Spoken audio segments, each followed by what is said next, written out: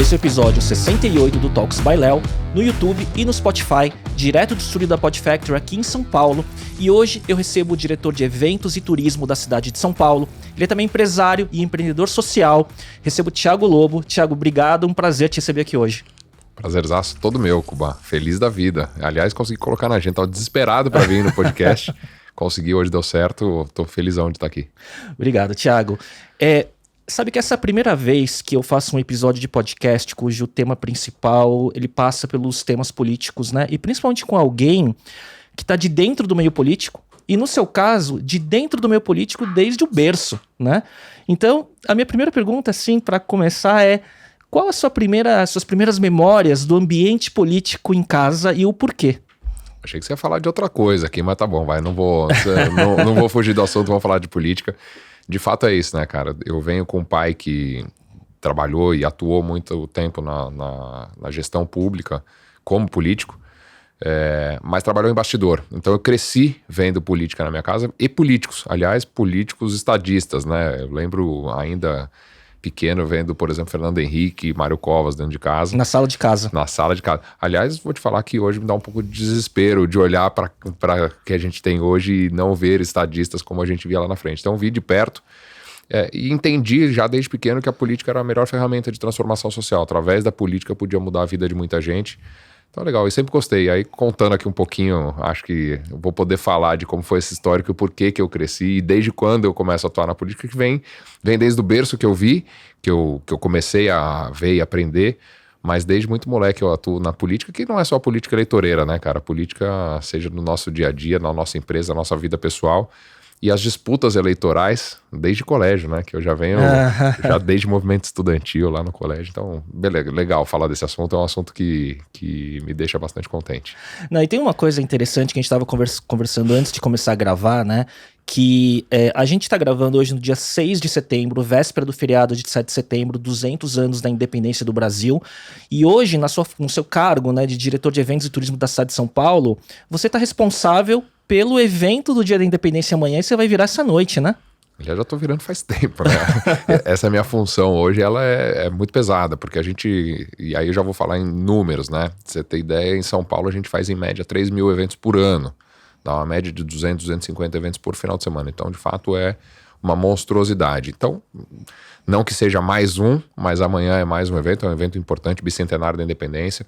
São Paulo tem um papel importante na história do Brasil, o grito da independência. Esse ano, uma característica do desfile cívico, que normalmente acontece no sambódromo do AMB, esse ano a gente vai fazer na Avenida Dom Pedro, na frente do museu, porque o museu está reformado. Hoje é a inauguração para autoridades, a partir de amanhã ele está aberto ao público. Então amanhã tem uma gama de atividades, então tem o desfile cívico, depois tem uma encenação já no Museu do Ipiranga, ali no monumento do Ipiranga, do Dom Pedro, gritando a independência, e depois uma grade de shows bastante importante, então legal. Então daqui a pouco eu tô com bastante equipe lá, trocando o WhatsApp para ver como é que tá a montagem, mas vai ser super legal.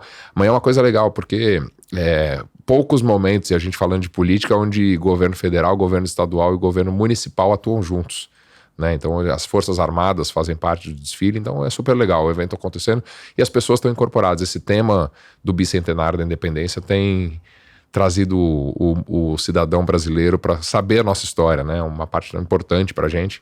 Então, feliz de estar lá, é um evento gigante, tenho ansioso aqui, porque saio daqui para ir para lá para montagem. Não, e obrigado por ter aberto um tempinho pra gente bater esse papo agora. É engraçado, né, porque quando a gente fala de independência, todo mundo, né, cresceu na escola vendo, né, as margens do Rio Ipiranga e tudo mais, o peso, né, que tem São Paulo nessa história, né, e 200 anos, acho que vai ser interessante, né. Mas, Thiago, o que é a empresa ou a entidade que cuida dos eventos da cidade de São Paulo? Você estava me explicando até antes da gente começar a gravar, mas eu não sabia a dimensão de tudo que tem por trás e o tamanho dos eventos que acontecem, né? A SP Tours é uma empresa já com bastante tempo de existência. A gente era o AMB, já foi a São Paulo Turismo, ela já passou por outros tantos momentos importantes, especialmente quando foi o AMB, a construção do complexo AMB, onde hoje tem o sambódromo, o pavilhão de exposições e o Palácio de Convenções, onde tem o grande auditório, que é o Auditório Celso Furtado, o Auditório Elis Regina. A empresa se transformou na São Paulo Turismo. A gente fez a concessão, é uma coisa super legal de contar, e eu acho que dentro do papo a gente vai poder falar disso também. Foi uma das coisas legais que eu pude participar, que foi o processo de concessão, que é uma política pública de passar a gestão de bens públicos para a administração privada, onde não é papel do Estado, de fato, né, de conduzir eventos e locais privados, onde a gestão privada ela é mais eficaz, mais eficiente, mais rentável e sai da gestão administrativa direta. Então, a São Paulo Turismo, hoje ela é uma empresa de eventos, ela é praticamente uma agência, e a gente, embora seja uma empresa privada de administração mista, onde a prefeitura é o acionista majoritário, a gente tem capital aberto, e a gente executa todos os eventos da cidade, todos os eventos públicos da cidade. Então é bastante grande. Dá exemplos de eventos conhecidos em N esferas que vocês atuam. Vamos lá, vou falar primeiro os eventos gigantescos, esses todos conhecem. Natal, Réveillon, o 25 de janeiro, que é o aniversário de São Paulo, Carnaval de rua, o Sambódromo, toda a operação do Sambódromo, e o Carnaval de rua, que hoje é o maior carnaval do Brasil, é toda a operação nossa, virada cultural, virada esportiva, desfile de 7 de setembro, parada LGBT, virada esportiva, virada cultural, Expo Consciência Negra, virada do desenvolvimento sustentável e mais milhares de eventos. Quantas pessoas na estrutura da agência SP? Hoje na estrutura fixa a gente tem 156 pessoas, mas a gente trabalha muito sob demanda. De projeto, né? De projeto, né? A gente trabalha com produtores e parceiros. Dependendo do tipo de evento, a gente tem a quantidade de parceiros. E funciona muito bem. A gente atua em várias áreas. Uma das coisas que a gente fez na São Paulo Turismo, agora no processo de pandemia, a gente atuou muito na área social. Então a gente é uma ferramenta para ajudar a cidade nos processos onde ela não consegue atuar. Então, por exemplo, na pandemia, a Secretaria de Saúde tem todo o know-how para fazer a gestão de saúde, de fato, né? De cuidado médico, de medicamento, da política pública de saúde. Mas, por exemplo, montar um hospital de campanha, ela não tem know-how. Ela sabe a parte médica, mas não sabe a parte de evento. Isso é um evento, montar um hospital de campanha é um evento. Então, foi no momento que eu cheguei. Então, a gente atuou muito na pandemia. Aliás, também se eu tiver a oportunidade depois de falar sobre isso, super legal, porque é onde a empresa cresceu demais. Porque a gente pegou um período de eventos, eu fui para lá no meio da pandemia e cheguei lá, não tinha evento. Né? E a empresa ela precisa faturar, a gente tem acionista na bolsa, capital aberto, e ela não faturava. Começamos aquele processo onde tava o boom das lives. Sim. E a gente começou uma atuação onde a gente não atuava no mercado do streaming, começamos a atuar, mas ainda era muito pequeno em percentual de faturamento. E atuando na pandemia, a gente conseguiu explodir todos os números de faturamento da empresa, porque a gente entendeu que a cidade precisava da gente. Nem era o objetivo em faturar, era ser um auxiliar da prefeitura, que de fato esse é o papel de fato da São Paulo Turismo, ser um auxiliar da prefeitura. E atuando na pandemia, a gente conseguiu resolver vários problemas da cidade, que é a administração direta. Eu já tive experiência na administração direta, sendo secretário de esporte, e sei da dificuldade que é. E a São Paulo Turismo virou um canal para que a gente fizesse. Então, várias ações de pandemia foram feitas por nós. O hospital de campanha, a gente tem uma ação super legal que chama Vidas no Centro, onde a gente oferece banho, banheiro e lavanderia para moradores em situação de rua. São tendas espalhadas pela cidade, agora no frio. Aliás, a execução é de vocês. 100% nossa. A política pública é de alguma secretaria, alguém que cria, muitas vezes a gente cria também, mas a política pública de fato é por alguma secretaria e a gente executa. Agora, hoje, um dia de bastante frio aqui em São Paulo, a gente criou uma operação chamada Operação Baixas Temperaturas, também espalhados pelos todos os cantos da cidade. São 10 espaços na cidade onde a gente oferece comida, cobertor e transporte para os moradores em situação de rua que queiram dormir no centro de acolhida, que eles não fiquem na rua. Então a gente tem toda uma operação logística, inclusive de ônibus, para levar essas pessoas para esses centros de acolhida. A gente oferece comida quente, roupa quente. Fizemos no começo da operação, que começou esse ano, em maio, começou o frio extremo. Então, toda vez que está abaixo de 13 graus, a gente monta essa operação super legal. Então, a gente não teve nenhuma morte. Aliás, pelo primeiro ano, ainda não teve nenhuma morte por hipotermia na cidade. Então, são detalhes que muitas vezes a gente não vê, mas fazem toda a diferença. Então, quando você vê e consegue fazer todo esse esforço, já que uma vida a gente conseguiu salvar, já valeu a pena. Então, a gente considera isso evento, né? Eu entendo o evento como eventualidade. Então, tudo que não é fixo, eu considero como evento. Então, a gente faz muita coisa. Então, o Anhangabaú, por exemplo, por um bom tempo foi gestão nossa, depois que ele fez a reforma, hoje está na mão de uma concessionária nossa. A operação do elevado ali, do Minhocão, para abrir e fechar o Minhocão, a operação é nossa. Então, a gente vai muito além do que montar um evento com palco, som, luz e grade. Curioso, né, que você equilibra, né, o evento social com o evento entretenimento também, né? Ele é um balanço das duas coisas, né? É um balanço das duas coisas. É uma arte de fazer isso também, porque não é simples, né? Diz o Titãs, né? A gente não quer só comida, a gente quer comida, diversão e arte. Então a gente tenta fazer um pouquinho de tudo. Mas como uma empresa, para atuar como evento, a gente tem bastante know-how. As pessoas, a gente tem um grupo interno que trabalha muito bem, e é legal a gente saber que a gente atua no processo de salvar vidas, para deixar as pessoas felizes, mas deixar as pessoas com vida e com saúde.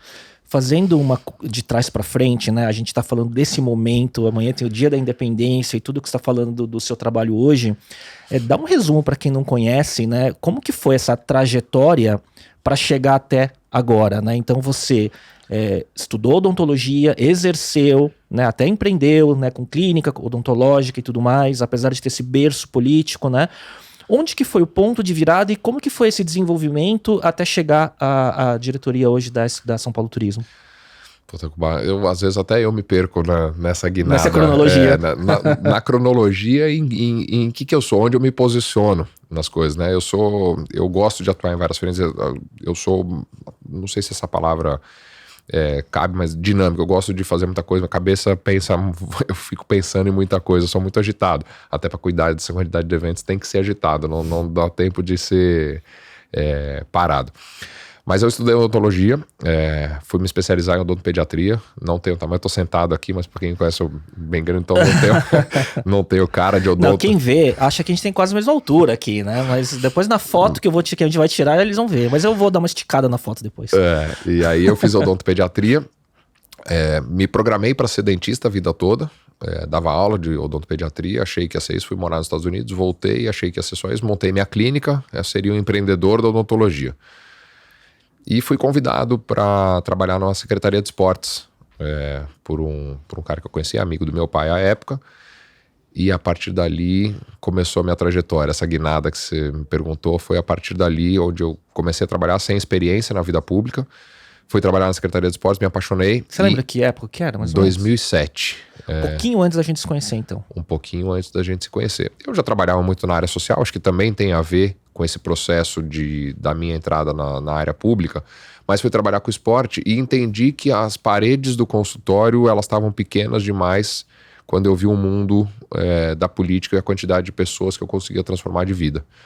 Então, enquanto que na odontologia eu atendia 6, 8, 10 pessoas por dia, conseguia transformar a vida dessas pessoas por dia, porque a odontologia tem isso, né? A pessoa chega com dor ou com uma coisa estética que incomoda e você tem Deus no céu e você na terra naquele momento, né? Com uma pessoa que já teve dor de dente sabe o que eu tô falando.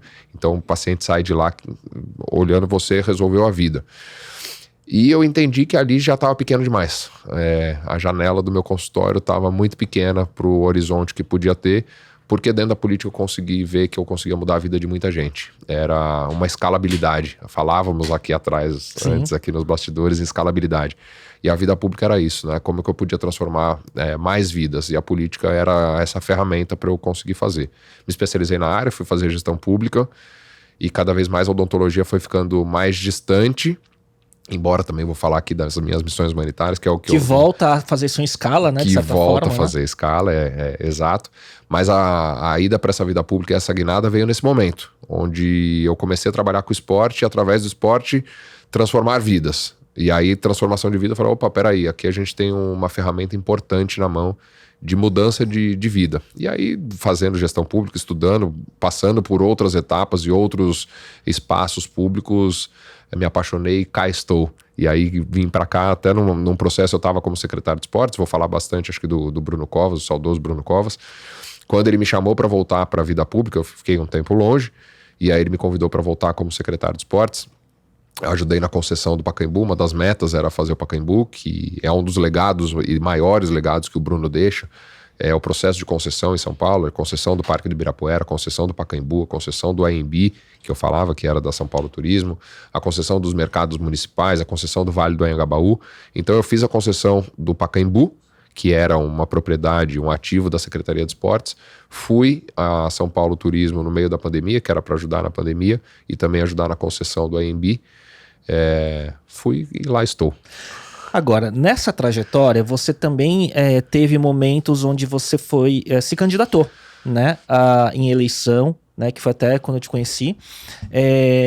Conta um pouco dessa experiência, porque assim, você sempre teve muito contato com o mundo esportivo, o mundo da cultura urbana, né? E eu lembro naquela época que você teve muito apoio, né, desse mundo, né, da cultura urbana, do esporte e tudo mais, né? Como que foi esse momento que você decidiu ser candidato?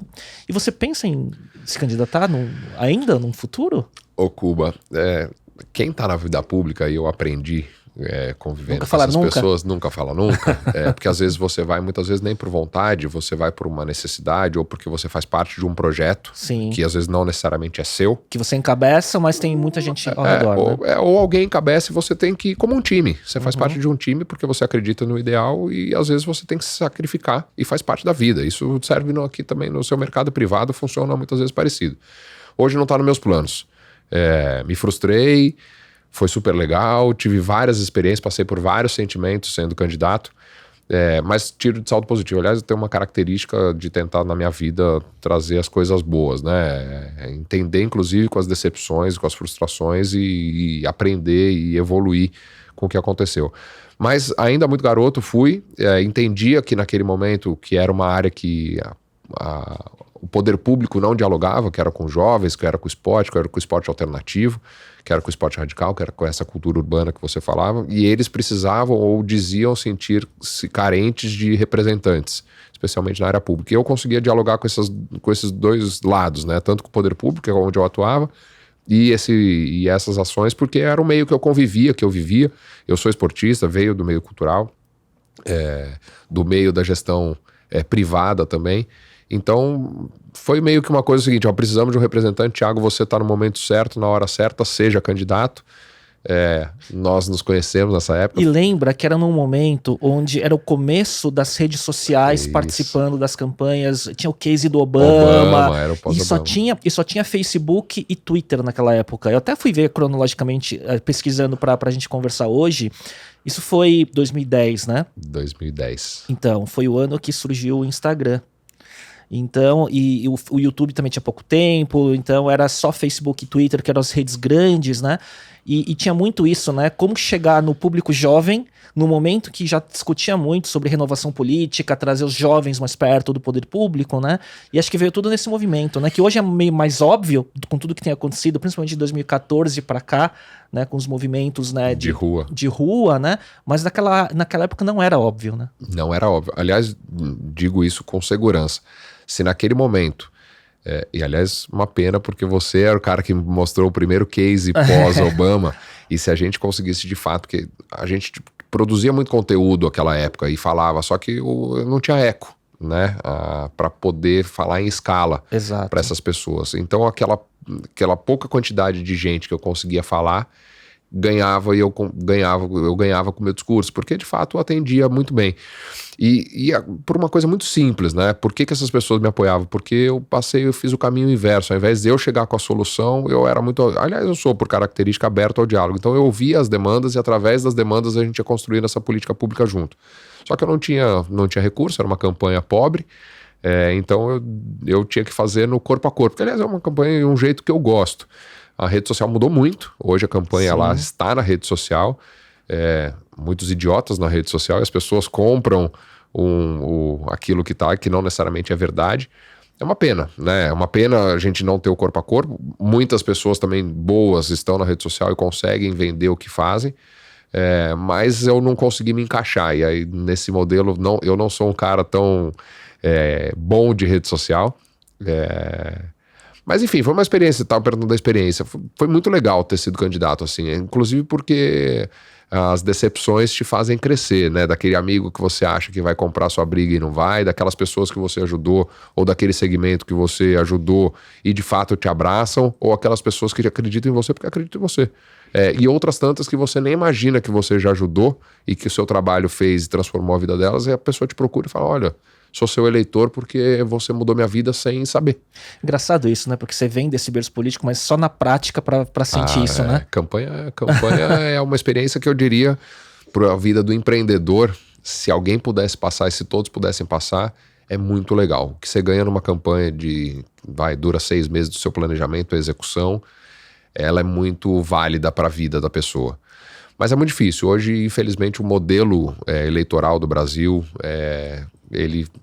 ele vai muito para quem tem dinheiro, né? Seja inclusive para rede social, para você investir em rede social, para quem tem um bom comportamento em rede social, ou quem já é celebridade na rede social, que tem de fato esse eco, que consegue falar para muita gente. Eu, que era um cara que só fazia coisa porque eu gostava, e no meu nicho, eu não tinha como passar essa história para frente, não tinha dinheiro para contar, mas foi válido, foi uma experiência bem bacana. Ô, Thiago, a gente estava falando, né, vindo mais para essa etapa recente, da sua entrada na Secretaria de Esportes, na época do Bruno Covas, né?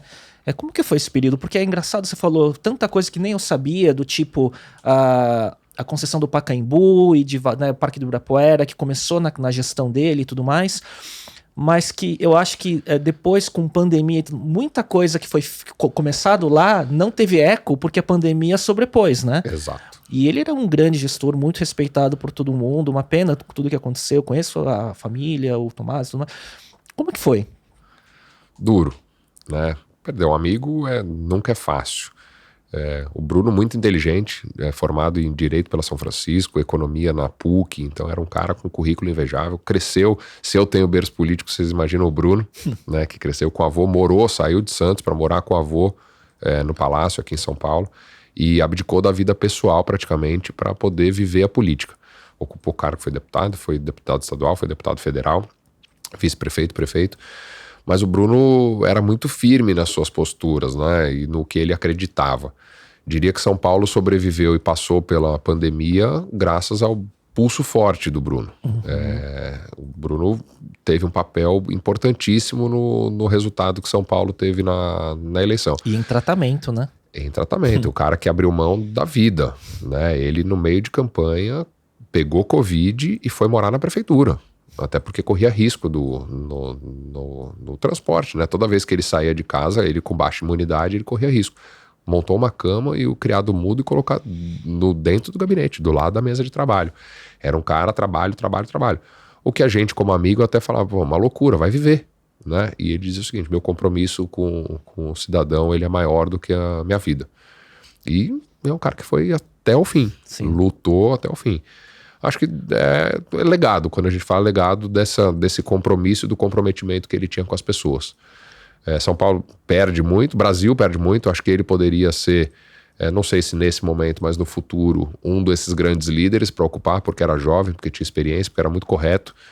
Mas enfim, também não adianta a gente lamentar pelo que a gente já não tem, ficam as boas memórias, fica o legado que ele deixou. O Tomás vem aí, o Tomás tem esse espírito, ainda garoto, foi estudar nos Estados Unidos, está cumprindo também um papel direitinho, foi estudar. Está se formando, né? Está se formando, passou pro 3º colegial agora, está nos Estados Unidos, estava em Nova York, agora foi para Flórida, para se formar bem. Não sei se ele vem para a vida pública ou não, embora tenha perfil, viu? Vou te falar que o Tomás é muito bom, um bom orador, também viveu de perto, não sei qual que é o futuro dele, mas o Bruno deixa o compromisso nosso, e o Ricardo Nunes, o prefeito, também segue. Inclusive o Ricardo tem sido muito generoso em seguir a marca da gestão do Ricardo, é a gestão Bruno Covas. O Ricardo não deixa de colocar, então, toda a hashtag que tem, todo lugar que vai, é a gestão Bruno Covas, pelo legado que ele deixou. Legal Mas, isso, né? E muito ele é de legal. outro partido, ele é MDB, né? Ele é MDB, de outro partido, deixou os compromissos com o Bruno, e o que o Bruno deixou, ele seguiu à risca, assim. Uma homenagem, de certa forma. Uma homenagem. O Ricardo também muito inteligente, muito preparado, foi vereador aqui por um tempo na cidade, conhece as dificuldades da cidade, então a gente está bem encaminhado. Agora, a pergunta que não passa pano aqui, né? Como é que você vê, assim, você que tem uma origem muito ligada ao PSDB, né, até a família e tudo mais, como é que você vê o estado atual do partido no momento, né, que a gente tem aí a disputa do governo do estado, né, e aí a gente... o pós-Dória, né, foi complicado, né, para o partido, de certa forma. Eleição presidencial, onde o PSDB apoia Simone Tebet, né, e não tem um candidato próprio, até por toda a confusão que aconteceu. O Rodrigo Garcia aqui em São Paulo para o governo em 3º lugar nas pesquisas, né, e tudo mais. Como que você vê o estado do partido e das lideranças e desse momento político de eleição presidencial e governo de São Paulo, onde sempre teve um domínio muito do PSDB, né? O PSDB é muito forte aqui, né? Por conta da conduta dos gestores. Não à toa governa São Paulo há muitos anos, porque tá aqui. O resultado da gestão é o que aconteceu é o que acontece comparado com os outros estados brasileiros. Né? São Paulo vem se mantendo firme na contenção de gastos, na geração de emprego e renda, nos investimentos que se faz em infraestrutura e tal. Então, puxando a sardinha para o meu lado, mas é o que eu de fato acredito, e o eleitor dificilmente erra, especialmente por essa longa data, é porque vem acontecendo e vai acontecendo direto. Rodrigo fez uma política junto com o Dória que eu acho bastante interessante, que é a municipalização do Estado, investimento na cidade, porque o munícipe, o cidadão, ele mora na cidade. Então, quem sabe da cidade é o prefeito, é a região ali. Então, ele investiu bem. Então, acho que o Rodrigo tende a crescer, porque no interior é muito forte. E São Paulo ainda é um estado conservador que entende e tem um pouco de medo, minha sensação dessas coisas muito polarizadas, né, da direita e esquerda. Aliás, é outra coisa que me apavora quando a gente fala em política, esses extremos. Não à toa também o Rodrigo vem dizendo isso, o slogan dele da campanha nem direita nem esquerda é pra frente, que é o de fato que eu acredito. E não é passando pano, é o de fato que eu acredito. A polarização só interessa aos dois extremos. O Lula se alimenta do Bolsonaro, que se alimenta do Lula, que seria o Corinthians sem o Palmeiras. Sim. Né? Então, eu acho que é proposital para que não haja uma terceira via, porque é a única solução, ao meu ver, e sem passar pano, como você pediu, pro Brasil. Eu gostaria muito da terceira via, seja qual fosse o nome, porque essa polarização só interessa os dois, um que alimenta o outro. O PSDB vai com a Simone Tebet, é uma mulher muito inteligente, eu tive a oportunidade de já estar com ela algumas vezes, eu também, se é a pergunta que você quer que eu fale, eu já vou me adiantar, vou de Simone, gostaria que tivesse essa oportunidade para o segundo turno, e o PSDB saiu machucado, acho que desde a eleição presidencial de 2018, onde o Alckmin teve uma votação baixa, eu diria até que em abril, maio de 2018, o Alckmin era o mais forte candidato a ser presidente e acabou não vingando a candidatura. E a partir dali o PSDB foi perdendo muito espaço. A prefeitura, nessa parceria com o MDB, embora seja uma parceria, o MDB acabou se fortalecendo. E a ruptura do Dória com esse processo todo também deu uma rachada no partido. E aí grandes nomes se desfiliaram. O próprio Alckmin, que vem numa parceria com o PT. O Dória, que saiu também arranhado, né, com essa briga política interna com o Eduardo Leite, que é uma boa liderança, mais a história do Aécio. Então a gente acho que dá para reconstruir. Espero que se reconstrua. Eu ainda sou filiado, espero que a gente se reconstrua, porque os ideais do PSDB são muito firmes, né, e fazem parte da história, desde o Fernando Henrique como presidente da República, até com as gestões aqui do governo paulista. Agora, foram 4 anos recentes difíceis internamente, né, pro partido, né? Muito difícil, muito difícil. Essa briga política interna deixou cicatrizes que eventualmente não serão reconstruídas. Uhum. Né? E aí, naturalmente, há uma força de outros partidos que vão ocupando o poder de ganharem musculatura. Né? O próprio Bolsonaro levou muita gente. O Ricardo Nunes, como uma das grandes lideranças do MDB, acabou levando muita gente para o partido dele. O Kassab, que embora não tenha espaço hoje, né, não está no governo municipal nem no governo estadual, é muito forte, é um partido, acho que é o terceiro maior partido do Brasil. Então o PSDB foi de fato perdendo sua força. E se eventualmente perder o governo do estado de São Paulo, que é onde ele finca raízes e onde o mantém no game, se perder aqui, aí fica mais complicado. Já não tem a prefeitura, se perder o governo do estado, aí fica complicado. Você sempre foi muito... teve proximidade com o Alckmin, né? Sempre falou muito dele. Como que você viu esse movimento, né? Junto nessa esteira toda dos últimos 4 anos, dele sair do PSDB e tá hoje com o Lula, hein? Sabia que vinha essa. Essa era a pergunta que eu sabia que vinha. Duro. Né? É difícil ver o Geraldo ali. Era quem sempre foi a nossa oposição. A nossa maior oposição em São Paulo foi o PT, foi o próprio Lula, oposição do Alckmin. Eu espero que o Alckmin seja o ponto bom do PT, caso seja, não sei quem vai ganhar a eleição, caso seja o Lula, ainda porque o Geraldo é muito sério, né? Muito correto, muito sério, excelente gestor, entende muito as dores de todo mundo, então nessa... E você conhece de criança ele, né? Eu conheço, é porque eu sou de Guaratinguetá, Vale do Paraíba, ele é de Pinda, e meu pai e ele fazem aniversário, um faz depois do outro. Meu pai faz dia 6 e ele faz no dia 7. Ou dia 5, agora já não lembro se o Geraldo faz antes ou depois, acho que dia 7. E meus pais foram sempre muito festeiros. E minha mãe sempre fazia aniversário, festa pro meu pai. Então o Geraldo sempre comemorou os aniversários dele na minha casa. Então eu conheço desde pequeno. E ali os dois que fundaram, os dois eram PMDB à época, lá de trás, quando não existia PSDB, e fundaram os dois, meu pai e o Geraldo, foram os responsáveis por mobilizar e estruturar o PSDB no Vale do Paraíba todo. Então eu cresci com eles dentro de casa, uma relação muito próxima. Mas é esquisito ainda ver. Eu acho que o Geraldo poderia ser a terceira via dentro do PT, caso o PT seja lá. Mas não sei, vamos ver o que vai acontecer. Tem pouco tempo a eleição aí. Ô, Thiago, você sempre foi muito envolvido, né, na promoção do debate de jovens lideranças no meio empresarial, cultural, né, até fazendo aquele grupo do Eu Quero É Mais, né, isso muitos anos atrás, que eu fiz parte, se promoveu muitas discussões dessas jovens lideranças com grandes políticos até na casa do seu pai, né.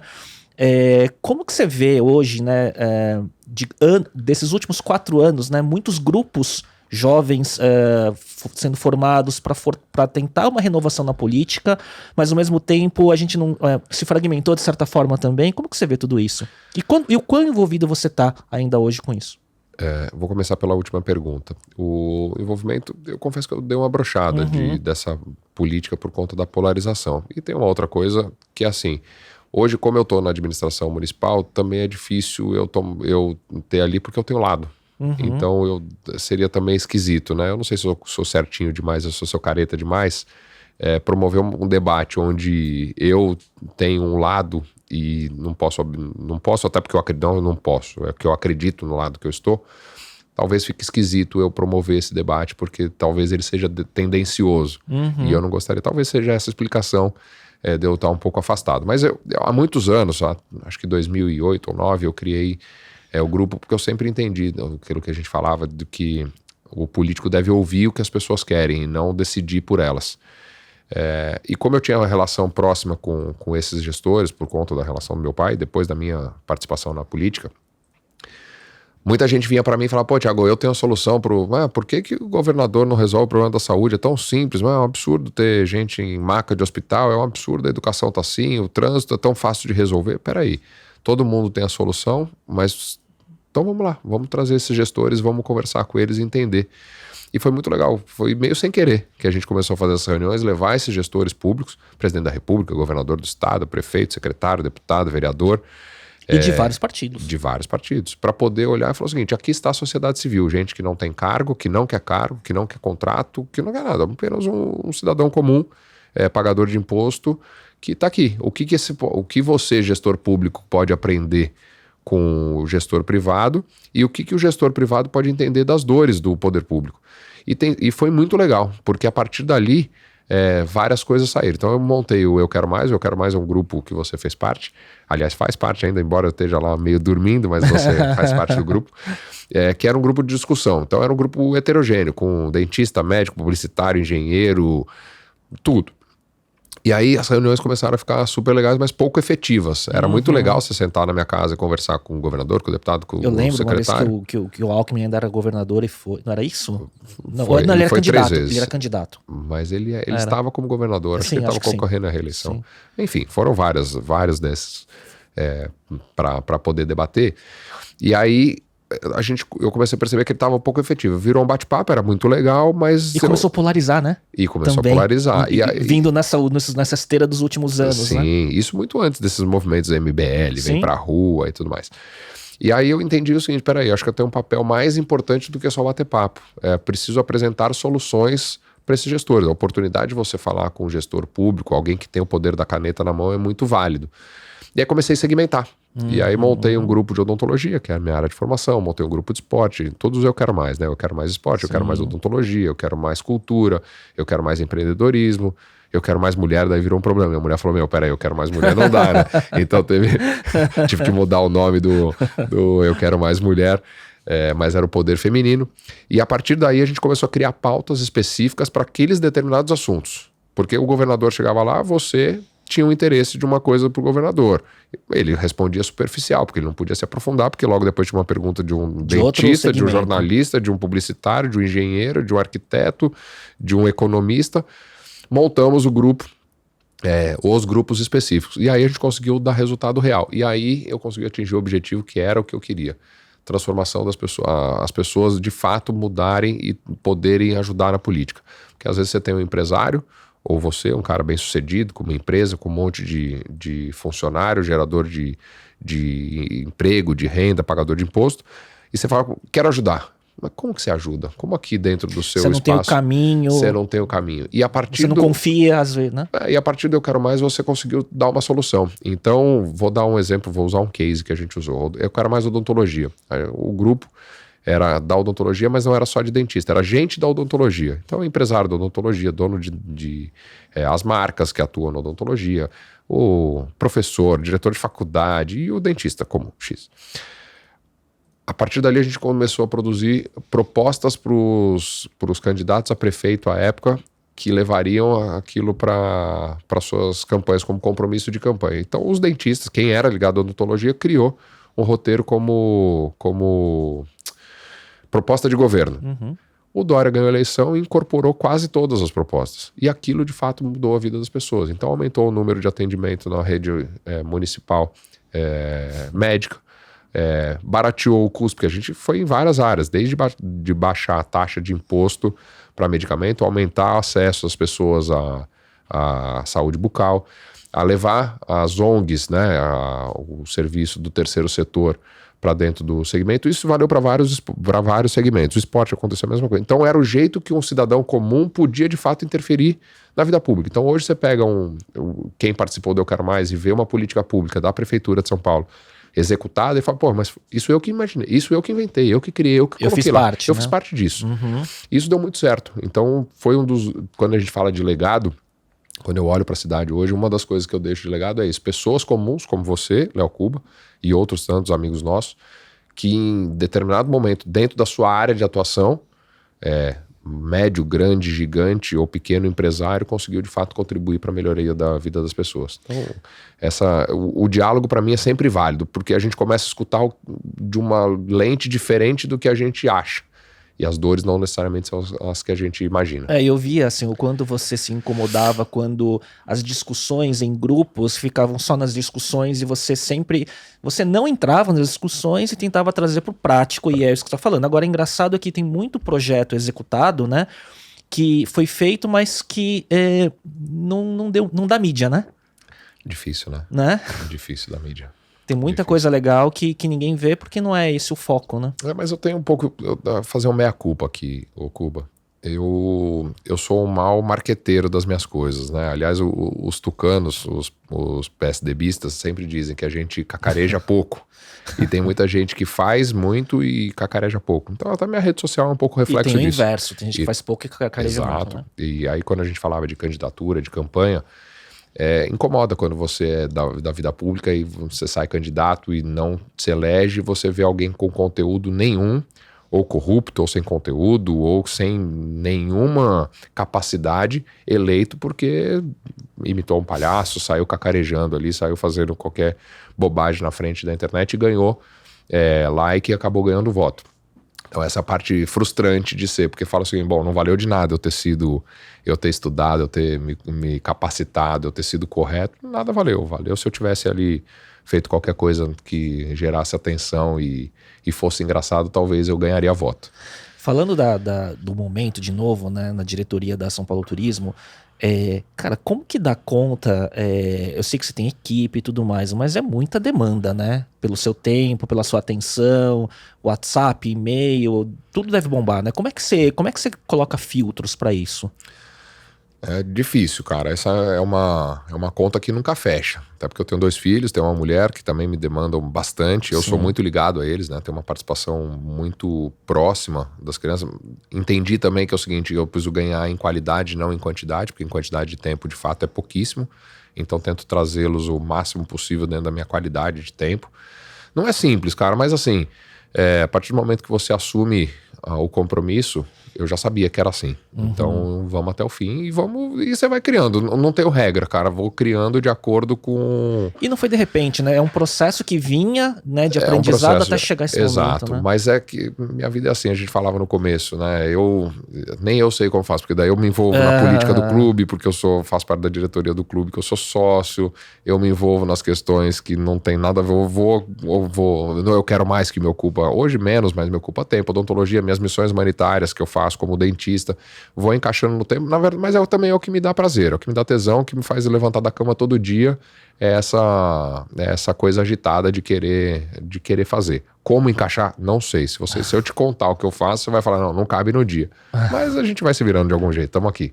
Outro tema, né? Virando a página da parte política. Ufa, tava suando aqui.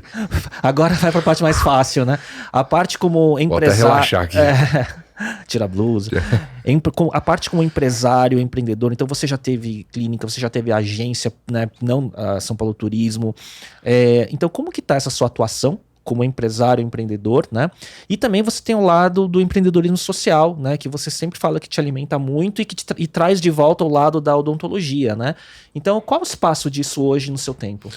Hoje um pouco menor, infelizmente, ainda tenho as minhas clínicas odontológicas. Isso me ajuda. É alguma coisa que me faz ainda me conectar com odontologia, isso e o trabalho social. Vou falar um pouquinho do trabalho social. Porque também é duro, né? Eu planejei minha vida desde criança, eu quis ser dentista. E aí é um pouco duro no consciente eu olhar e falar, peraí, mas cadê a odontologia no meu dia? Mas hoje eu sou mais empresário da odontologia do que dentista de fato. Você clinica ainda ou não? Clínica, eu sou odontopediatra, então quando tem criança, algumas crianças ainda têm uma relação comigo que querem passar, mas eu evito o máximo, até porque a odontopediatria ela tem uma relação muito próxima, porque você fica com o paciente muito tempo. Sim. Você cuidou dos seus filhos? Não cuidei. Mas nem é uma questão ética, mas é só por... Não, deixa eles... o timing também da carreira, né? E não cabia na minha agenda e atender filho não é simples. Aí chega lá, não posso ter a mesma conduta com que eu tenho com os outros, com meus filhos. Eles não me respeitariam diferente, então nem tentei, nunca coloquei eles na cadeira. Nunca quis. Tive restaurante também, minha vida foi meio maluca. Hoje um pouco mais afastado, embora tenha as clínicas odontológicas, mas a minha mulher tem uma marca de roupa, eu ajudo bastante ela, uma marca já... Pode fazer propaganda claro, aqui? B de Body, @b.di.body.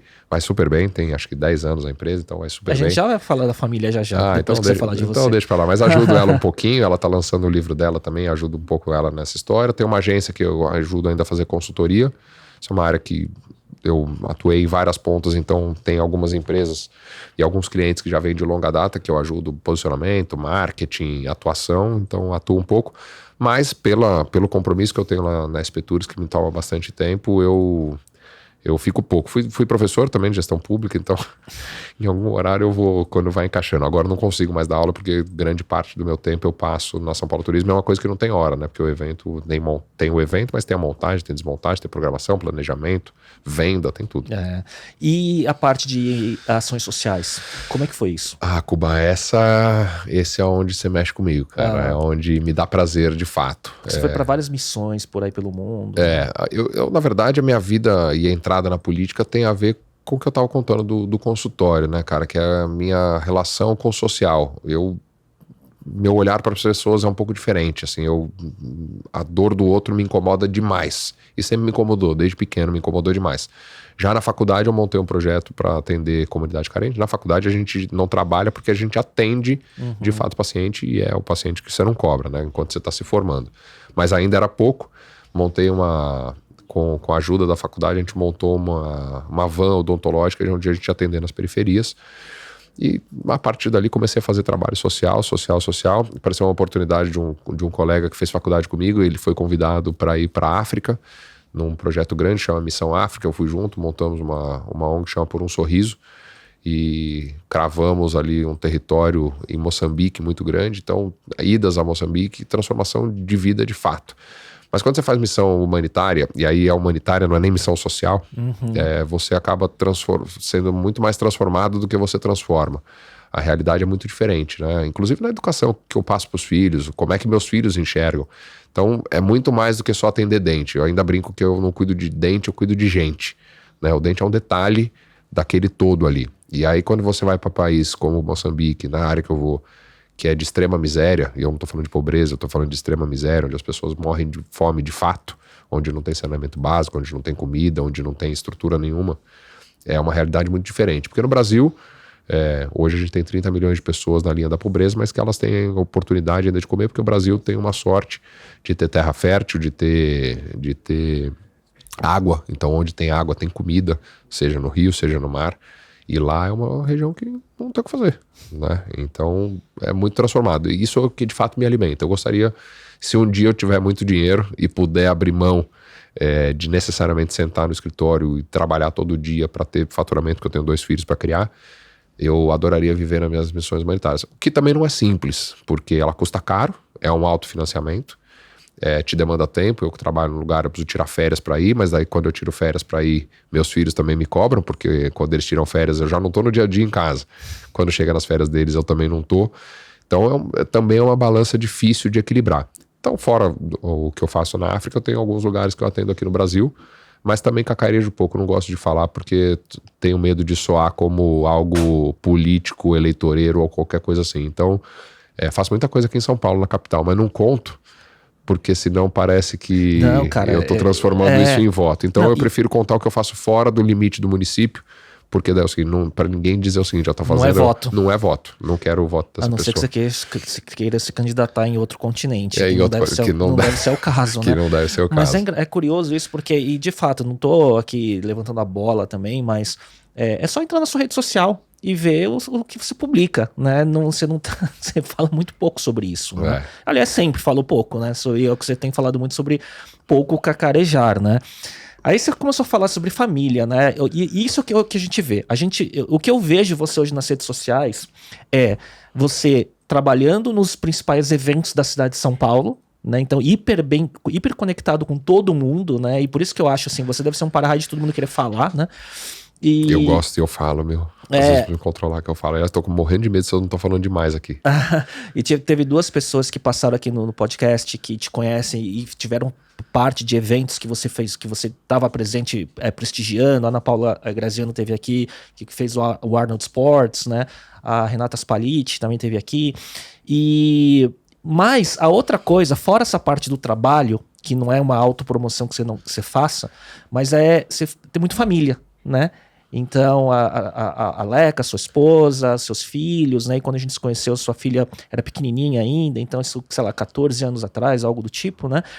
E isso é o que mostra muito. Então, fala um pouco sobre isso, né? O papel de ser pai e também essa questão toda que você falou do apoio, né? Que você tem toda essa transformação de carreira da Leca acontecendo, né? E conta um pouco sobre isso. Você tá judiando, hein, cara? Você passou da política, daí você falou para as 2 coisas que eu mais gosto, que é família e o trabalho social. Tava falando disso, né? O meu tempo com meus filhos é muito precioso, assim. Eu tenho uma relação muito próxima. Eu tenho um menino de 12, o Gabriel, uma menina de 16, a Giovana. Uma relação super legal.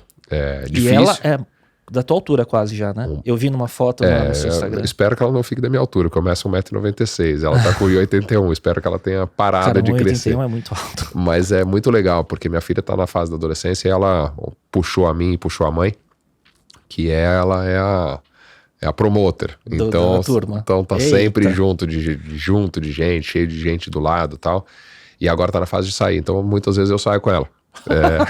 Ninguém chega perto, né? Ninguém. É uma estratégia, né? Que ela não me ouça, mas é uma estratégia. Brincadeira. Me dou super bem com ela. Às vezes levo, então ela tá. É um período também de aprendizado, né? Sim. A gente vai soltando aos pouquinhos. Então eu convivo muito bem com ela nessa transição onde ela tá conhecendo um mundo novo, uma área. Espaços novos, festa, bagunça, não sei, mas muito legal. Ela é muito responsável. E à medida que ela vai sendo responsável, cada vez mais a gente vai soltando a corda para ela ir. Só um parênteses sobre isso, como que foi? Eu vivi uma ponta da adolescência, que é a minha filha entrando na adolescência com pandemia, numa fase da vida que é muito convívio social nessa fase, e a tua filha na adolescência. Na adolescência. Né? A minha filha, foi um caso engraçado até você falar disso, Cuba. Na minha casa, a Giovana, os 2 têm 4 anos de diferença. A Giovana se deu muito bem, dentro do razoável, ela se deu bem porque ela, através dos aplicativos, todos os dias ela tava naqueles chats com todo mundo, falando com 500 pessoas, as pessoas procurando, e ela era o hub para poder se comunicar. O Gabriel por mais comunicativo, extrovertido e também ligado a muita gente, ele não... Sentiu mais? Ele sentiu a porrada, ele foi pra dentro, ele teve casos de medo, não ficava com medo de ficar no escuro, não queria mais dormir sozinho, se relacionava muito pouco, a gente tinha que incentivar, liga pros seus amigos, faz um FaceTime e tudo mais, pra ele foi muito mal. Comprei um cachorro, que é o Golden, hoje é meu parceirão também, é o quinto membro da família. Qual o nome dele? Joey. Figuraça, anda comigo, vai trabalhar comigo vários momentos, é o cachorro mais popular, porque todo evento ele tá junto. Hoje, graças a Deus, né, a cidade, hoje os eventos são super pet friendly, os lugares são pet friendly e ajuda bastante. E o cachorro ajudou também nessa história, mas pro Gabriel, que fazia muito esporte e convivia com as pessoas, ele não conseguiu migrar pro digital. Ele nunca foi. Olha que curioso. Ele não é do videogame, ele não gosta, e pra ele ficou recluso. Ele era muito mundo físico, esporte. Total Olha físico só. e total esporte. E a pandemia fez muito mal pra ele. O pós-esporte pra ele, o pós-pandemia não foi bom, inclusive pro esporte, pro rendimento. Ele tinha perfil de atleta, tinha tudo pra virar um atleta, e ele não conseguiu, depois deu uma murchada nesse processo. A escola também, ele não conseguiu o rendimento que ele tinha. Não foi bom, cara. A pandemia, ele foi daqueles casos que a pandemia atuou e atrapalhou. Minha filha se deu super bem. Passou na pandemia como se nada fosse. Ele sentiu ainda, a gente sofre o processo. A gente ainda tá no processo de recuperação. Sim, entendo. Mas enfim, então muito próximo, ele super próximo a mim também. Parceiro de todas as horas, mais parceiro no esporte. A Giovana, corintiano ou não? Corintiano doente, mas não sei se mais os dois? Os dois. Eu Eita, sou corintiano. imposto, né? Eu sou muito democrático. Aliás, o alicerce da minha vida é a democracia. No caso do futebol, não. Autoritarismo total, é só Corinthians, não tinha. Mas é super legal, super parceiro, vai comigo em quase todos os jogos. Então é algo que alimenta a gente também. Enfim, cara, conviver não é simples. 4 pessoas, cada um com o seu perfil. A Leca com uma personalidade super forte, super ativa, super protagonista da vida. Tá lançando o livro agora, eu tava falando, super legal. E vamos convivendo, cara. A vida vai assim, feliz. 18 anos, essa semana passada a gente fez 18 anos de convivência, atingimos a maioridade como convivência. Espero que a gente vá longe aí. Mas tô feliz, cara. Tô numa vida feliz. Ela me ajuda muito também, porque eu vou te falar que eu sei que não é fácil ser casado comigo, cara. Eu sou chato com algumas coisas, mas especialmente pelo tempo que eu fico fora. Sim. Pelas demandas da sua vida, né? Pelas demandas da vida. E eu tento, que também não é fácil. Mas ela também, né? Porque ela vem do mundo artístico também, ela vem do mundo artístico e ela também super agitada. Mas é um problema, cara, porque eu tento, e nem sempre eu consigo, quando eu chego em casa, deixar os problemas pra fora. Acho que eu consigo deixar os problemas pra fora, mas muitas vezes eu ainda tenho trabalho pra fazer quando eu chego em casa, porque as coisas estão acontecendo. Então ela ter que lidar com alguém que não está, mesmo quando está em casa, não está 100% ali, é problemático. Então a Leca é uma guerreira de me aguentar ali, cara, porque não é simples. Eu não tenho horário pra chegar, eu não chego cedo, e aí ela começa com... Cara, e são eventos, né, cara? Não é um trabalho de escritório não sentado, é um trabalho de escritório, né, cara? não é um trabalho de escritório. Mas, cara, é assim, não sei se felizmente ou infelizmente... E talvez por ela vir de um mundo, né, que tá ligado às artes e tudo mais, entretenimento, talvez a compreensão seja maior. Não sei, né? Não sei também. Não sei nem sei se tem ciência exata pra isso, cara. Mas vamos ver, né? Ela vai bem. Não tenho dúvida que, assim, sem o apoio dela e me dando força, não daria certo. Até porque ela segura a onda em casa também com as crianças, né, cara? Mesmo trabalhando, ela trabalha super, mas precisa chegar em casa, precisa ter alguém que coordene, porque eu saio cedo, volto tarde. Chego em casa, tento me esforçar pra tempo de colocar meus filhos na cama. Tento me esforçar para chegar na hora de jantar. É um problema, já virou um problema o horário de jantar na minha casa, né? Desde criança, eles não jantam às 7 horas da noite, eles jantam 9h30, 10, que é o horário que eu chego. Se chegar cedo, né? E quando eu chego, muitas vezes eu chego, janto e saio de novo. Mas enfim, cara, eu não tenho o perfil de quem reclama, tô feliz com o que eu tenho, faço com o máximo de excelência que eu consigo, que eu posso. E a vida, tô feliz pra caramba, cara. Tô no momento da vida feliz, construir coisas importantes. Aquela fase que acumula muita experiência, tem autoridade e relacionamentos, né? E ainda tem a energia da vitalidade, não é isso? Pouco? Você sente isso? Gostei dessa definição. Vou usar pra mim. É a mesma fase, né? Depois eu vou pegar esse arquivo aqui, vou guardar essa frase, vou colocar aqui na memória. E só também fazendo esse ganchinho, o que é? Você pode falar um pouco do livro da Leca? Posso, cara. Uma coisa legal também, o Cuba. A Leca fez o primeiro Big Brother, né? E BBB1, né? BBB1. Desbravou, a desbravadora de BBB, de reality show. BBB1 do Bambam, né? Do Bambam. Aliás, ela que apelidou. Se ela tivesse ganhado royalties, ela estaria ganhando dinheiro até hoje do Bambam. Mas foi uma experiência legal e engraçada, assim, né?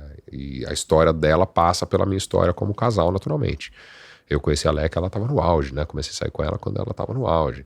E, porra, pra mim, eu tô saindo... E você garotão aí. E eu ali, molecão e tal. E tem várias coisas que impactam na vida. De pessoas que querem ser suas amigas porque você é amiga da famosa, desde parente. Você tem os dois lados. Você tem o lado do mundo político. Que é a proximidade com o poder, de certa forma, né? É o poder. É complicado isso, é o poder, né, Thiago? porque o poder político e o poder da celebridade, né, cara? Porque eu vivi com dois poderes distintos, mas muito fortes. O poder e você político, se manter low profile é uma coisa incrível, assim. Porque meu pai atingiu um status na vida pública, então era muito poderoso. E saber lidar com isso não era simples. E de repente casei com uma mulher que é também muito poderosa, né? Poderes completamente diferentes, mas também muito poderoso. Onde todas as pessoas querem, onde as pessoas te querem ali por todo jeito, que acham que você pode em algum momento fazer qualquer coisa, agradar. Mas a Leca tem se transformado, né? E ela ficou muito famosa no Big Brother, além dela ser muito engraçada, e ela é de fato, no dia a dia você conhece, ela tem uma questão com humor muito boa e tal. Mas ela tinha um problema da compulsão, da bulimia e da anorexia e tal, e aquilo foi a primeira vez exposto em rede nacional e as pessoas falavam muito disso. Identificaram. Não sei se identificaram, tinha muita gente que se identificava, mas aquilo foi chocante, né? Foi a primeira vez que alguém mostrou. Era outros tempos, né? Outros tempos. Hoje a gente vê o Big Brother hoje, mas lá 20, era o 1. Isso, a gente tá falando de 20 anos atrás, deve ter sido, acho que foi 2002, não sei. E ninguém falava do assunto, anorexia, bulimia, qualquer coisa assim. A Alex pôs o negócio e ela...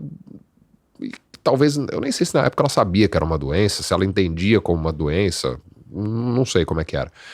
E vendo a Giovana crescer, minha filha, eu acho que ela entendeu que ela tinha um papel importante. E ela nunca falou desse assunto, né? Ela nunca gostou de falar, porque ela fala, eu tenho muito mais pra falar do que bulimia.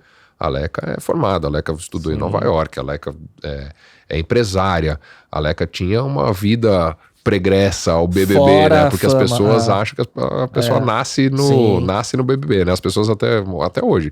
Você não era a Leca? Não, calma aí, eu não era. Eu sou. Eu sou. Eu era antes do Big Brother, fui no Big Brother e continuo sendo. É que tem ainda, né, aos olhos do público, o pós, né? Do claro, BBB, o ex-BBB. O ex-BBB, virou uma profissão. O que você exato. faz? Ex-BBB. E ela entrou dentro da cova comum. Né? E assim, sem nenhuma crítica aos outros que fizeram de jeito nenhum, mas ela tinha a história dela, e ela sempre, quando alguém perguntava, mas eu tenho muito mais pra contar do que só isso, eu sou uma empresária de sucesso, eu tenho minhas coisas. E vendo a Giovana crescer, eu acho que ela virou uma chave que nem faz muito tempo de olhar e falar, peraí, minha filha e as amigas da minha filha estão seguindo um caminho que eu passei, e eu tenho o dever moral de... Peraí, eu preciso contar pra essas meninas que elas estão erradas, que elas vão sofrer o que eu tô sofrendo 30 anos depois, elas vão sofrer lá na frente. E não tinha ninguém pra me falar que eu fazia errado. Então a Leca começou a escrever, ela é artista por natureza, né? Atua, canta, dança, escreve, e escreve muito bem. A Leca tem uma facilidade, uma habilidade pra escrever muito bem. Ela sempre escreveu, mas sempre escreveu e guardava.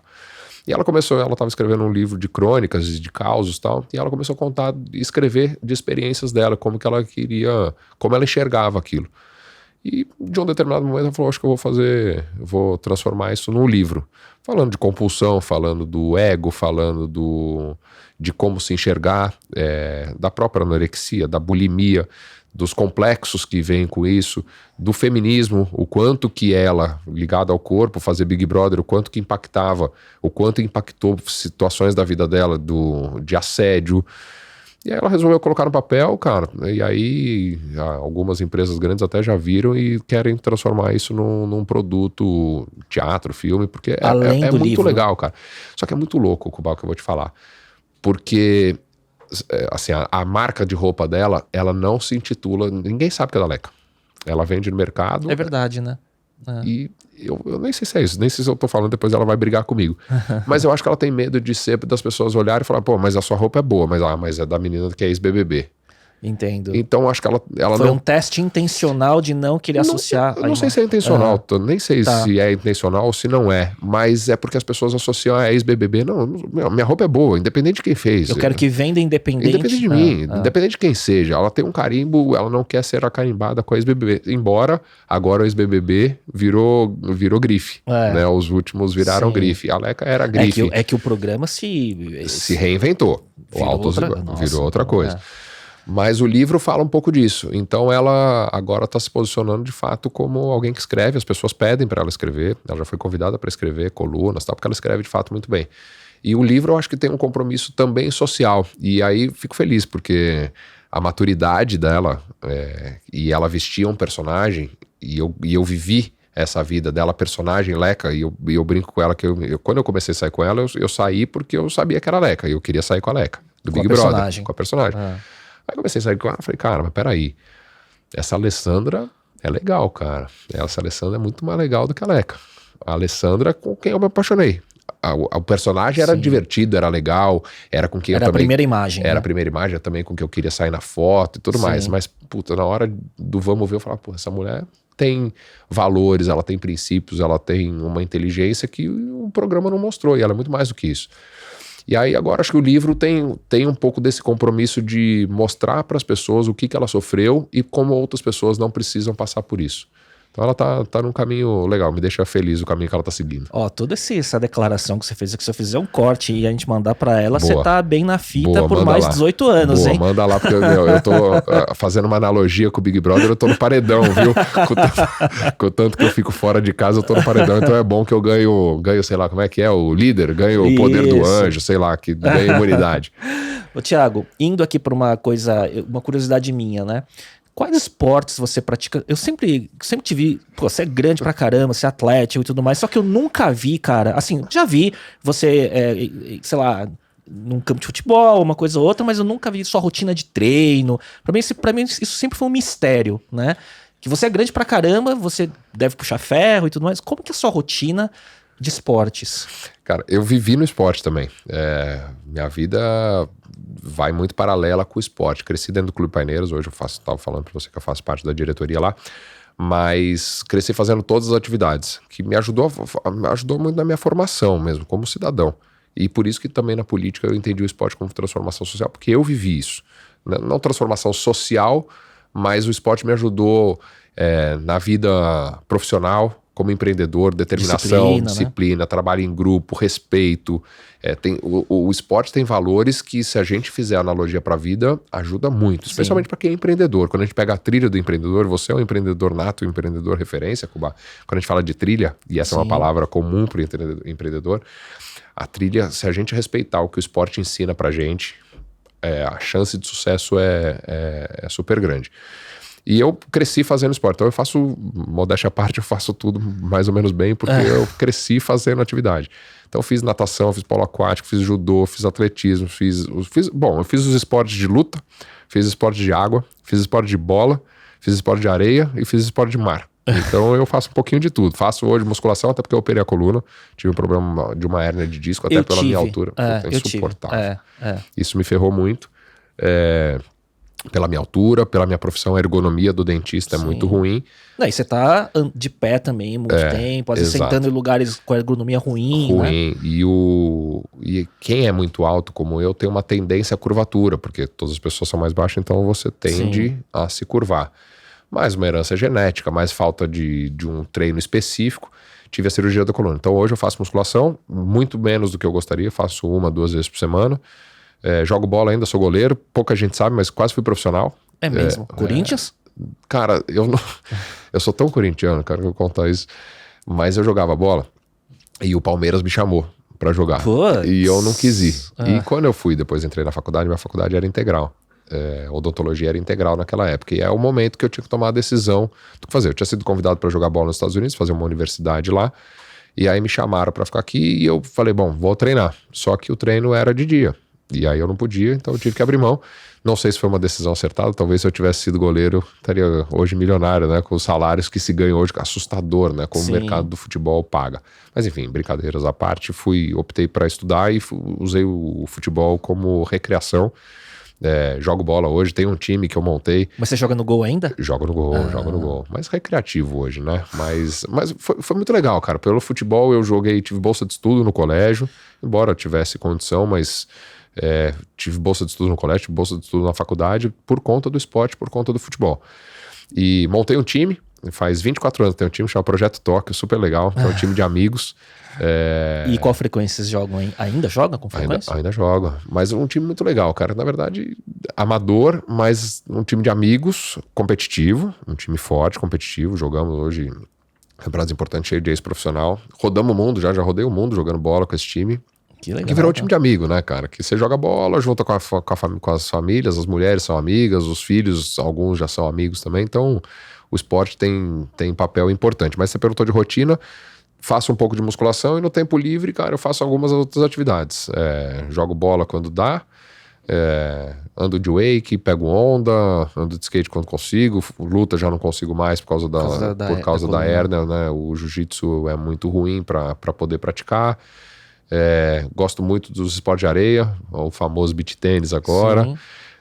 O futevôlei, cara, eu vou onde tem, cara, eu vou o que tem. Eu brinco que na praia minha mulher também fica brava. Minha mulher é daquela que gosta de sentar e ficar tomando um negocinho. Eu vou pra praia, quero movimentar, fico jogando. E meu filho é um bom parceiro, isso é legal, porque tudo ele quer fazer. Então eu vou pra praia, quero pegar jacaré, jogar frescobol, jogar altinha, futevôlei, beach tênis, quero surfar, quero correr. Eu já cansei aqui só de imaginar tudo isso. Mas não consigo, infelizmente não consigo. Na minha rotina não consigo, cara. Faço muito menos do que eu gostaria. E o que você acompanha de esporte como espectador? O que hoje mais te atrai atenção, assim? O futebol sempre. Sempre futebol. Mas teve jogo, né, do PSG, né? Não vi. PSG e Juventus hoje, eu tava na barbearia e o Mbappé fez um gol, tipo, com 5 minutos de jogo, assim. Eu não vi. Queria ter visto, mas não consigo acompanhar. Mas o futebol é meu grande esporte. Eu gosto muito do surf, de assistir o surf. É legal, eu acho que o surf conseguiu entrar na televisão, que era um desafio lá de trás. Gosto muito de assistir tênis, gosto de assistir NBA.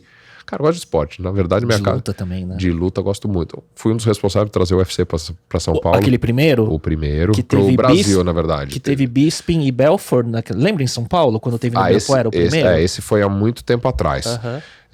Nem era... Não chamava nem de MMA, era Vale Tudo ainda. Não. O UFC São Paulo, o primeiro. Não, esse foi no Rio. Não, sim, o primeiro UFC foi no Rio. Foi no Rio. Isso.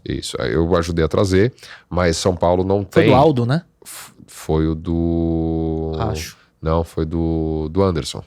Foi do Anderson contra... Não lembro, mas acho que foi do Anderson. Sim. Mas, enfim, o ginásio do Ibirapuera não comportava uma disputa de cinturão e aí levou pro Rio. Aliás, passagens legais também na vida, né? Da oportunidade de eu ter trazido grandes eventos pra cá. Eu criei a Virada Esportiva em 2007, depois eu trouxe X Games, Mega Rampa, UFC, os eventos no Autódromo de Interlagos, Fórmula Indy. Então, a gente falava de legado, o quanto que a gente impacta na vida e o que se deixa, né? Porque quando você faz um evento de grande porte, por exemplo, trazer um UFC pra cá, não significa que o evento comece e acaba, significa que a partir dali você cria uma política pública para levar a arte marcial para dentro das escolas públicas, para dentro dos clubes públicos. Então tem uma importância que é muito mais do que só o evento. Mas gosto muito, cara, de assistir, gosto de todos esses aqui. Também vira um problema na minha casa, porque quando eu quero assistir canal, eu assisto os canais de esporte, minha mulher fala, pô, mas dá pra gente assistir uma série ou um filme? Eu adoro, assim, eu gosto muito de luta, né, e eu fui no primeiro UFC que veio, quando veio pra São Paulo, depois do Rio, né, que a luta que fechou foi Belfort contra Michael Bisping. O UFC de São Paulo, né. Eu tava lá. Ibirapuera. Mas eu acompanho desde o UFC 1 que o Royce ganhou. Que ele 93, secava ele secava o cara com o kimono e falava, vou pegar você no braço e ainda dava armlock. E era VHS, assim, entendeu? Era, nossa, muito bom. E praticamente acompanho todos os numerados de título, acompanho todos. Eu também, sou fissurado em UFC. Acho um entretenimento. E o americano tem essa capacidade, né? De show, né? De show, porque você transforma um negócio num show. O Dana White é um animal, né? Como promoter. Como promoter, ele é muito bom. Eu assisti alguns. E aí fui pra Vegas e peguei uma disputa de cinturão com o... Caramba.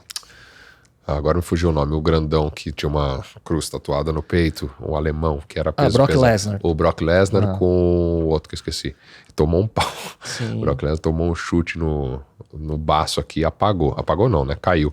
Mas, enfim, gosto bastante. E, de novo, o esporte como ferramenta de transformação social. Quantos brasileiros hoje não sobrevivem do esporte, do UFC, não do UFC, do MMA, do jiu-jitsu, do muay thai, do boxe, por conta de eventos como esse, né? Então você pega hoje, especialmente a Califórnia, que é o berço ali, por estar perto de Vegas, brasileiros que aqui não tinham emprego foram para lá para dar aula por conta do Brazilian Jiu-Jitsu. Muito bem sucedidos, cara. Então o esporte de fato tem poder de transformação social. Eu sempre falei que o esporte, cara, na vida pública, ele não tem como objetivo, e as pessoas criticam muito isso, né? Quem não trabalha no poder público dizer o seguinte, mas vocês e os atletas, não tem nenhum medalhista olímpico de São Paulo. Mas peraí, não é papel do Estado formar atleta, o papel do Estado é formar cidadão. Sim. O papel do clube, da confederação, sim, é fazer o atleta de alto rendimento. A gente está lá para transformar vidas, não em medalhista. É que o brasileiro não praticante de esporte, ele olha para o esporte, para um esporte específico, só quando tem um brasileiro ganhando, não é? Isso aconteceu na era Guga de tênis, né? O próprio UFC. O UFC, o automobilismo, né? Na era Piquet Senna, e agora tá voltando muito por conta de uma Netflix fazendo uma puta série animal, né? Exato. Que é o Drive to Survive, que é muito, mostrando os personagens, né? Que é excepcional, e tem um dado que mostra o quanto o esporte cresceu nos Estados Unidos, né, a Fórmula 1 por conta da série Netflix, né? Não tem dúvida. O impacto do entretenimento na vida é impressionante, né? Você eu tava viajando agora, então fui para Madrid com meus filhos. Então a visão que eles tinham de Madrid, meu filho queria ver o Bernabéu e minha filha queria ver a Casa da Moeda por conta do Casa de Papel. Que legal. Que é legal, cara. O entretenimento busca isso, né? O conhecimento das pessoas do que querem fazer. O esporte acho que tem esse papel.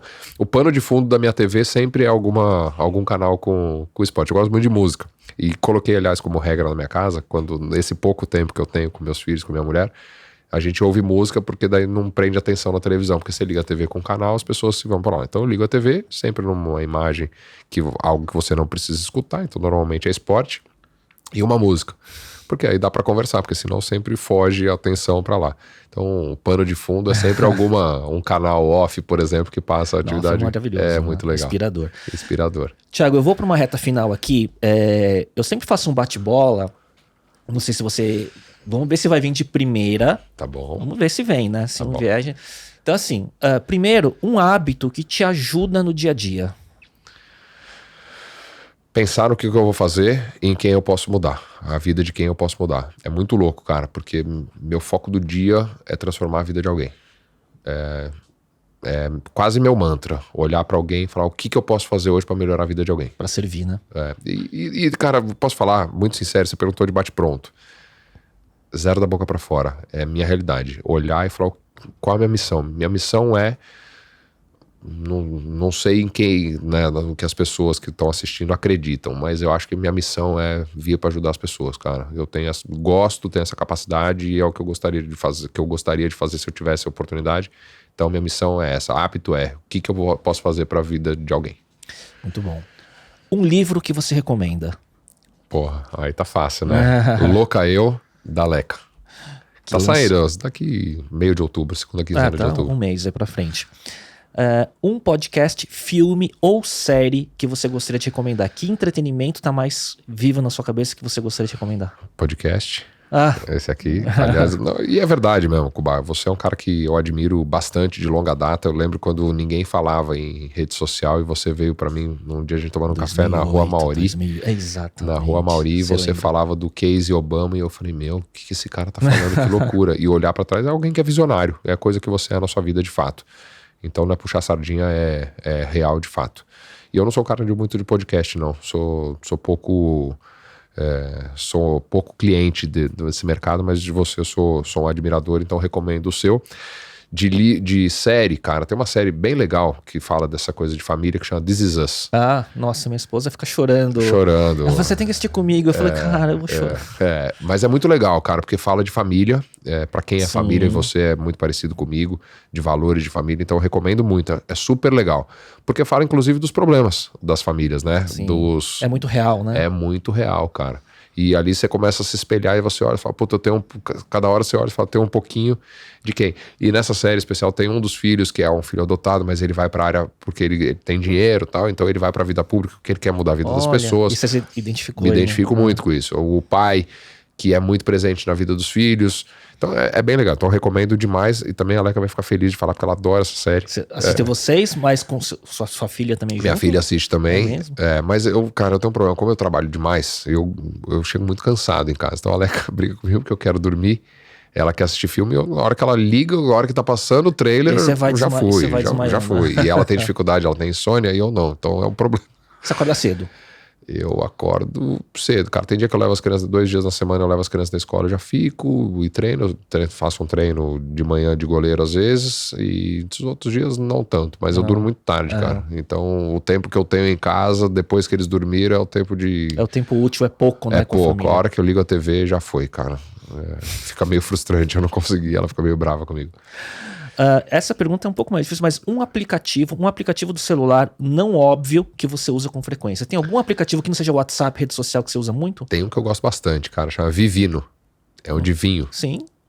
Eu gosto demais, cara. Você fotografa ali e ele vem... Ele traz o rótulo, ele traz tudo. Traz rótulo, preço, o que combina. Nota. É muito legal, cara. Recomendo. Esse não é nada óbvio, mas eu uso bastante. Então, que mostra parte do seu hobby, né?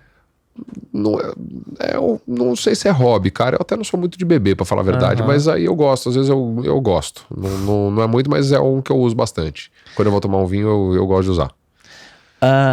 Uma frase que te representa, que você se identifica ou que você gosta? Essa você já ouviu algumas vezes lá no Eu Quero Mais. É uma frase do Platão, filósofo que eu gosto demais, que ele diz assim: o preço a se pagar pela sua não participação na política é ser governado por quem é inferior. Ou seja, alguém vai te governar. Ou você participa, ou alguém vai te fazer. E alguém não necessariamente vai ser alguém bom. Então é uma frase que eu gosto e uso quase como mantra pra mim, cara. Aliás, é a frase do Eu Quero Mais. Você que frequenta lá já me ouviu falar dela, então é a minha frase. É a minha frase. Thiago, queria agradecer. E quem quiser achar, onde te encontra nas redes sociais?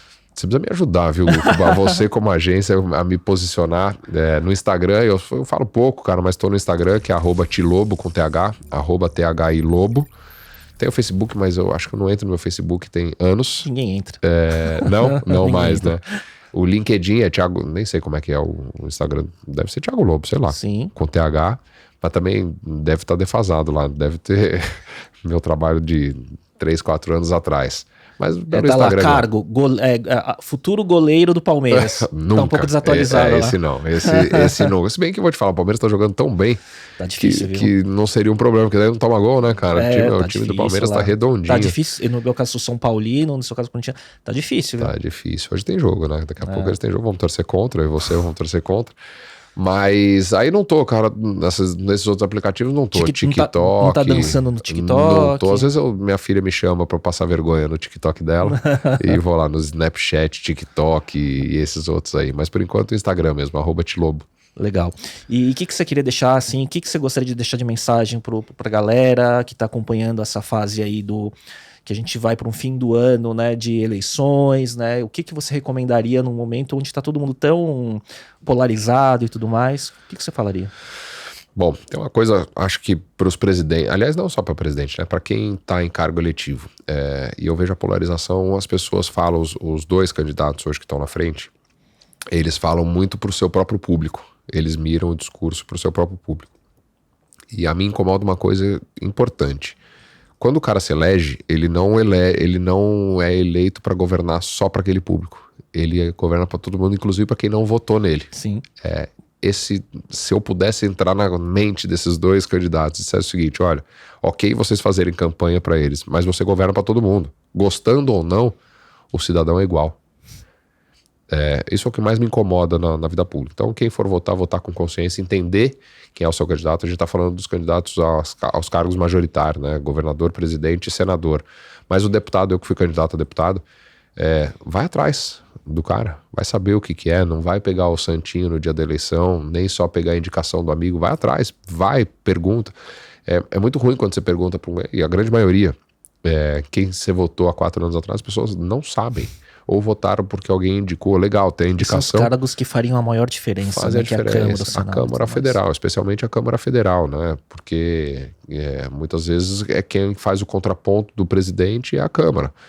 Então, o recado é, saiba quem é, cara. Você tá contratando um cara. Se fosse pra sua empresa, você não entrevistaria, você não iria atrás. Você tá dando um cheque em branco pra alguém que vai te governar. E a frase que eu te falei do Platão tem a ver com isso. Se você não for atrás, se você não investigar, alguém vai governar e você vai passar 4 anos reclamando que a sua cidade tá ruim, que a saúde tá uma porcaria, que o investimento do país tá assim, tá assado. Enfim, seu recado, mas queria te agradecer, Cuba.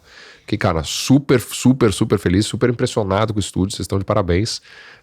Diria do que eu vejo de podcast, disparado, vocês estão há anos-luz à frente de todo mundo aqui. E assunto pra falar não falta, né? Puta, se a gente quiser falar de esporte, tem assunto. Se tem falar assunto. de política, se a gente quiser falar de família, né? Então... Aliás, falei, outro você vem falar de esporte aqui, só desses feitos do esporte são muito legais, cara. As coisas que a gente já fez, assim. E uma coisa que eu tenho feito, às vezes são mesas redondas, né? Com pessoas de outras áreas. Então, por exemplo, penso em fazer um só sobre esporte, trazendo um esportista e tudo mais.